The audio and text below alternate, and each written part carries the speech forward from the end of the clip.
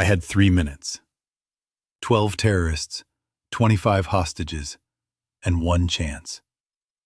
The move I made that night was the most right decision of my life, but it cost me everything.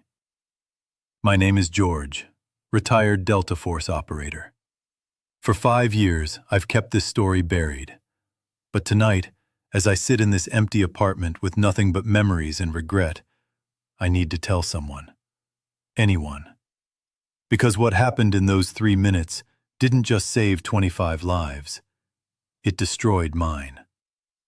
Afghanistan, 2019, October 15th, 11:47 p.m. I remember every detail because some moments burn themselves into your brain forever.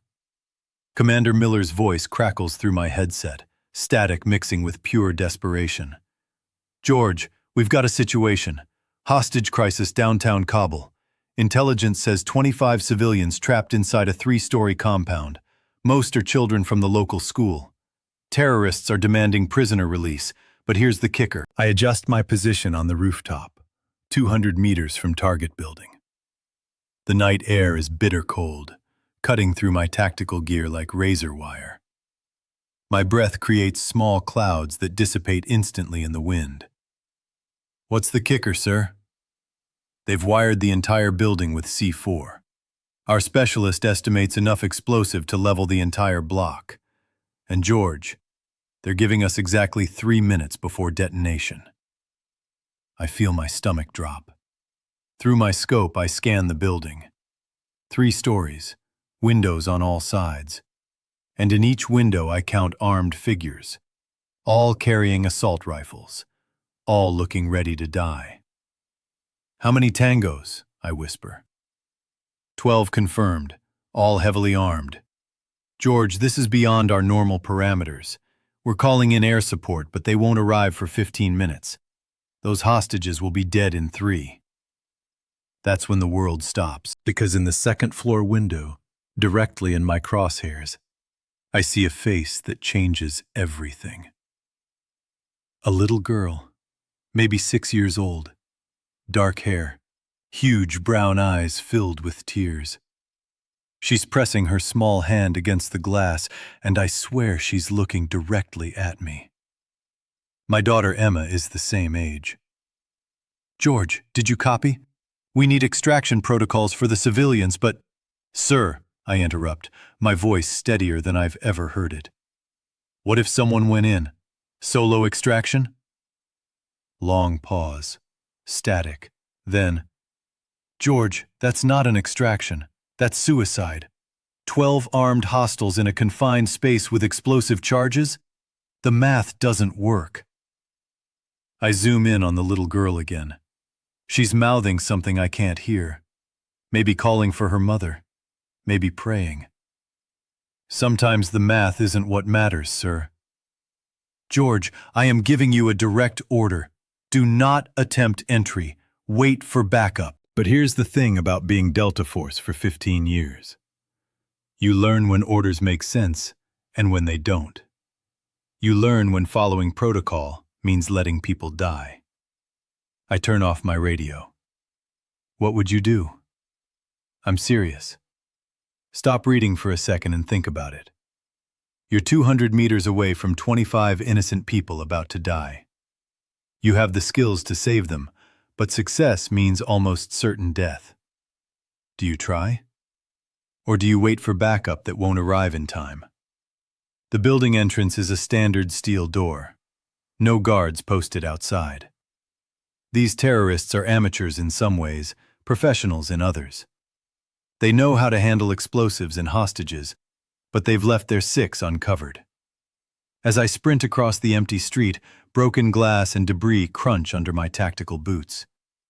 The sound echoes off empty buildings like gunshots.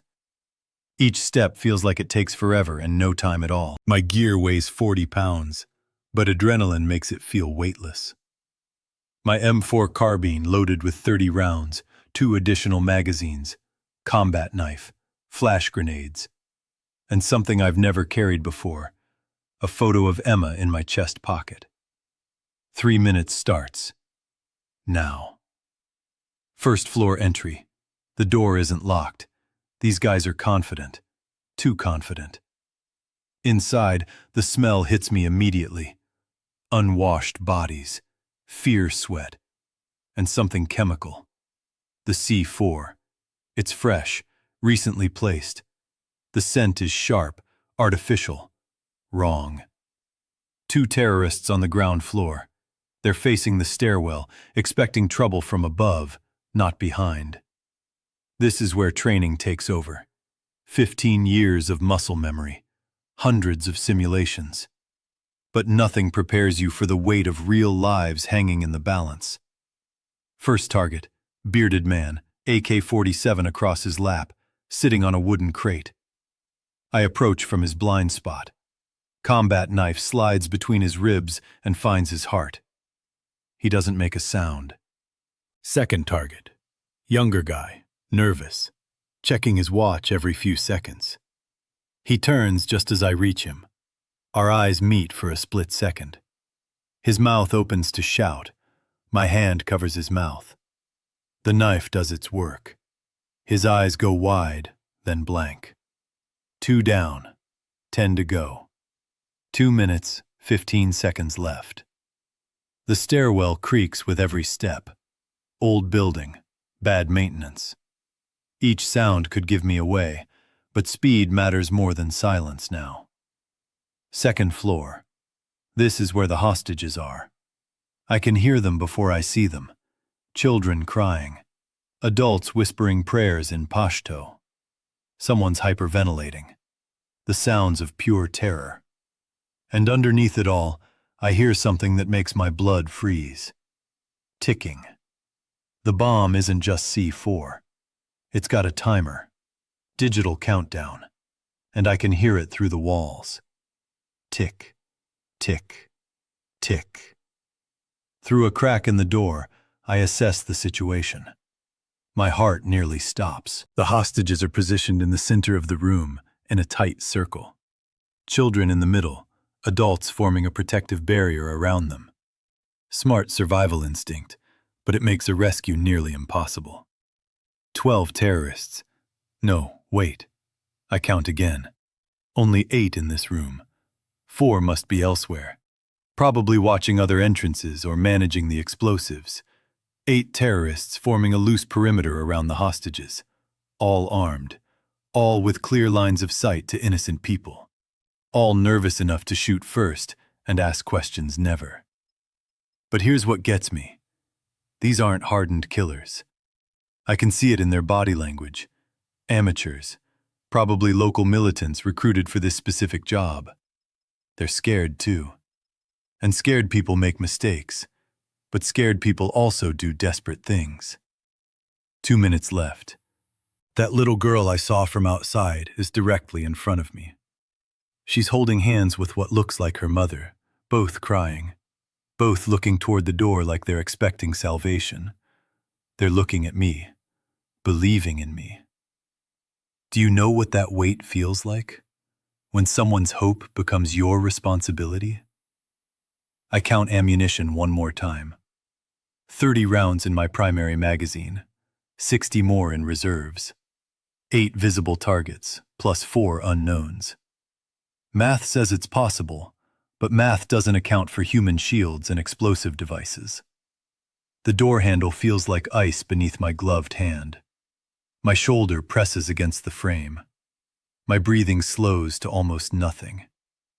Everything gets quiet except my heartbeat and that goddamn ticking.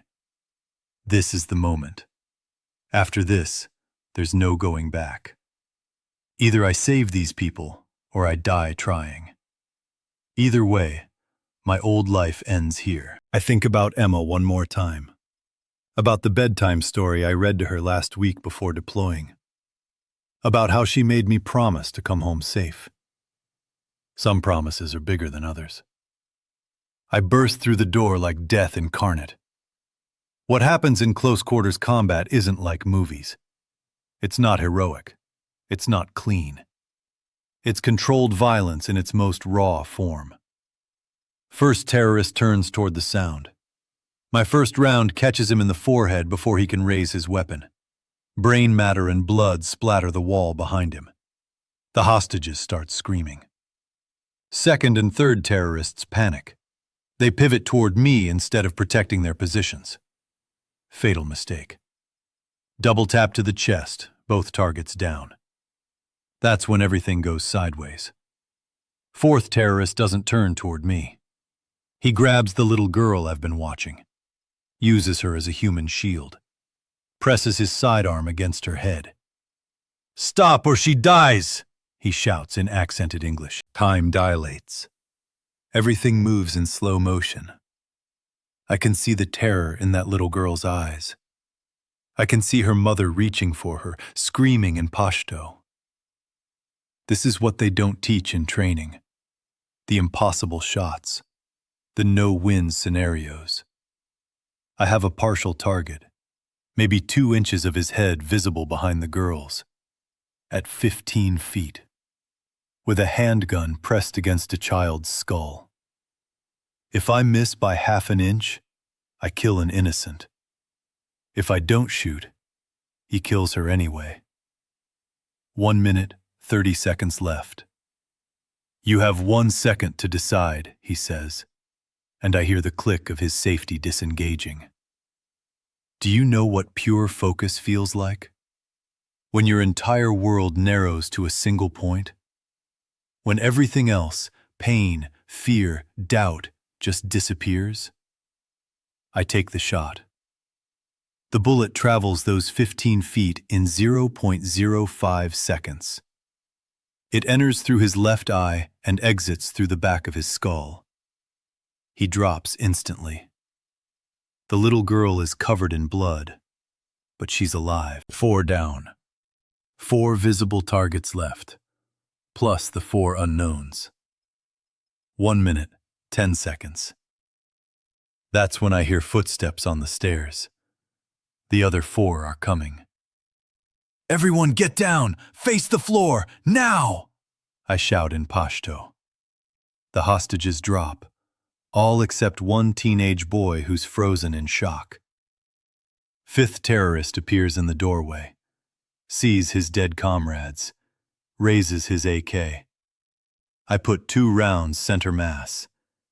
He falls backward into the hallway.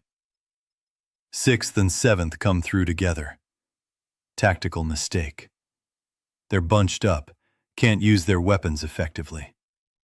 I go low, rolling behind an overturned table. Their shots go high, over the hostages. From my position, I have an angle on both. 3-round burst. Both drop.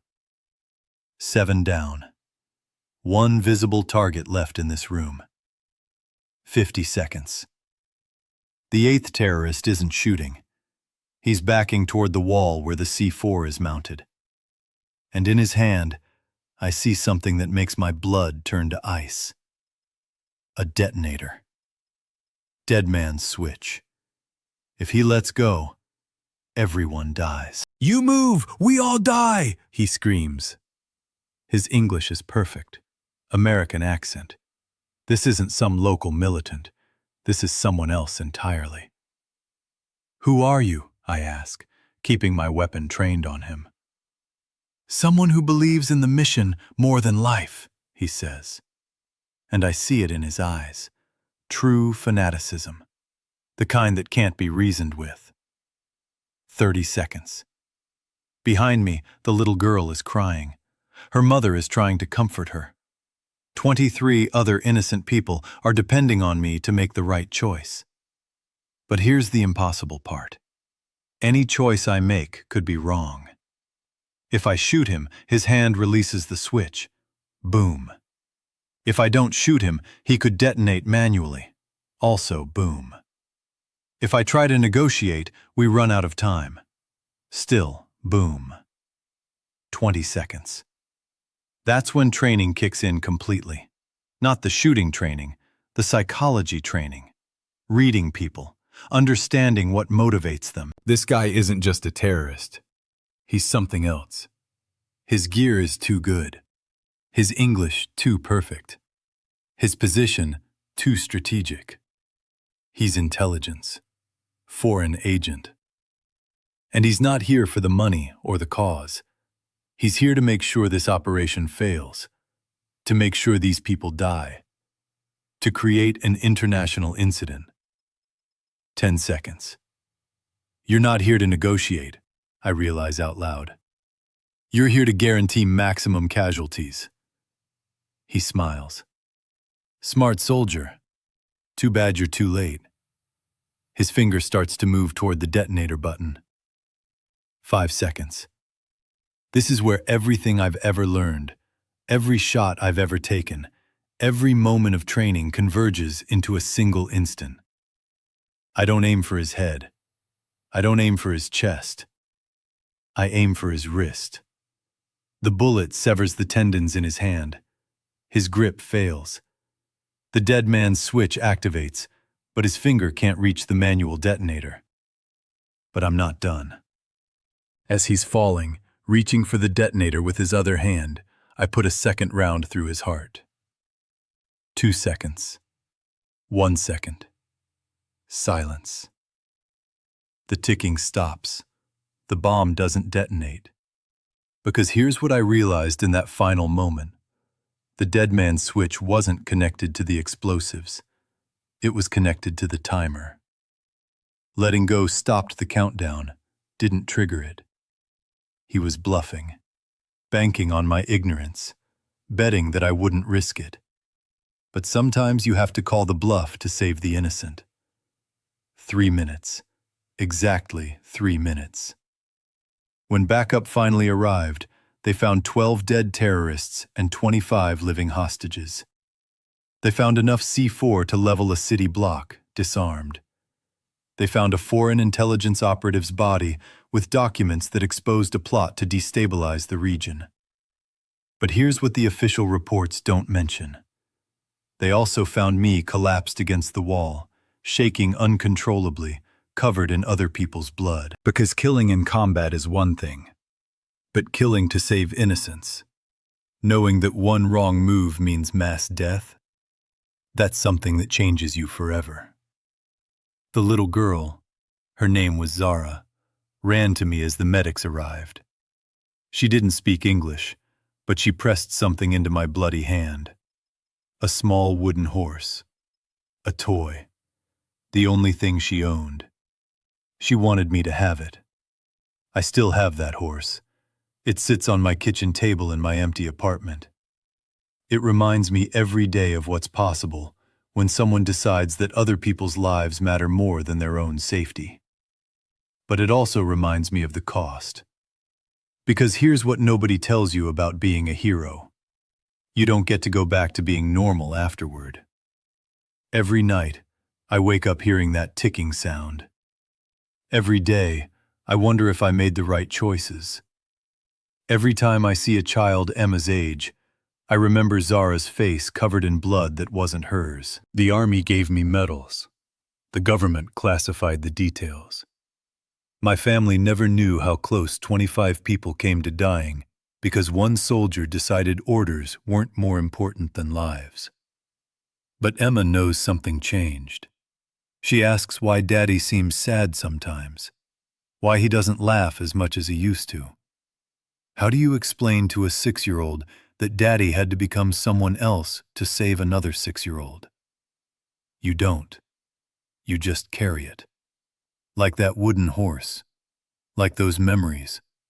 Like the weight of knowing that sometimes doing the right thing costs you everything you thought you were. 25 people went home to their families that night. 25 people got to keep living because someone was willing to die for strangers. And you know what? I'd do it again. Every time. Without hesitation. Because that's what heroes actually are. People who've already accepted the price and decided other people's lives are worth paying it.